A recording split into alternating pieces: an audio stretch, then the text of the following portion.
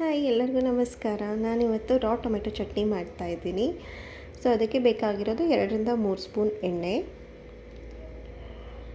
ಈ ಚಟ್ನಿನ ನೀವು ದೋಸೆ, ಚಪಾತಿ ಎಲ್ಲದಕ್ಕೂ ತಿನ್ಬೋದು. ಸ್ವಲ್ಪ ಸಾಸಿವೆ,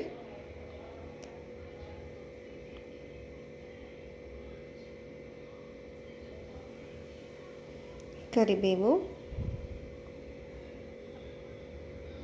ನಾನಿಲ್ಲಿ ಒಂದು 15-20 ಹಸಿ ಮೆಣಸಿನ್ಕಾಯಿ ತೊಗೊಂಡಿದ್ದೀನಿ. ನಿಮಗೆ ಖಾರಕ್ಕೆ ಎಷ್ಟು ಬೇಕೋ ಅಷ್ಟು ತೊಗೋಬೋದು. ಆಮೇಲೆ ಇಲ್ಲಿ ನಾನು ಕಟ್ ಮಾಡಿರುವಂಥದ್ದು 4 ರಾ ಟೊಮೆಟೊ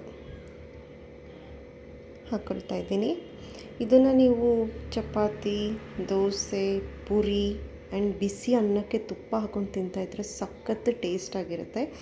ಒನ್ಸ್ ಇದನ್ನು ಟ್ರೈ ಮಾಡಿ, ನೀವು ತುಂಬ ಇಷ್ಟಪಡ್ತೀರಾ. ನೆಕ್ಸ್ಟ್ ಇದಕ್ಕೆ ಸ್ವಲ್ಪ ಇಂಗು,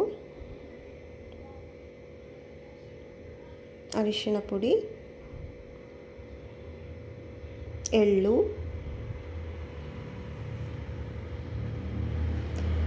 ನಾನಿಲ್ಲಿ ಮೊದಲೇ ಹುರಿದಿಟ್ಕೊಂಡಿರೋಂಥ ಕಡಲೆ ಬೀಜ ಪುಡಿ ಹಾಕ್ಕೊಂಡಿದ್ದೀನಿ. ಇದು ಎಲ್ಲ ಗ್ಯಾಸ್ ಆಫ್ ಮಾಡಿದ್ಮೇಲೆ ಕಡಲೆ ಬೀಜ ಪುಡಿ ಹಾಕಿ, ಆವಾಗ ಚೆನ್ನಾಗಿ ಟೇಸ್ಟ್ ಇರುತ್ತೆ ಅದರದ್ದು. ಇದು ತಣ್ಣಗೆ ಆದಮೇಲೆ ಮಿಕ್ಸರ್ಗೆ ಹಾಕಿಬಿಟ್ಟು ಗ್ರೈಂಡ್ ಮಾಡ್ಕೊಳ್ಳಿ. ಬಿಸಿ ಇರಬೇಕಾದ್ರೆ ಮಾಡಬೇಡಿ, ಆವಾಗ ಟೊಮೆಟೊ ನೀರು ಬಿಟ್ಕೊಂಡು ಚಟ್ನಿ ಥರ ಆಗೋದಿಲ್ಲ ಅದು. ಸೊ ಅದಕ್ಕೆ ಸ್ವಲ್ಪ ತಣ್ಣಗಾದಮೇಲೆ ಗ್ರೈಂಡ್ ಮಾಡಿ. ಸ್ವಲ್ಪ ಕೊತ್ತಂಬರಿ,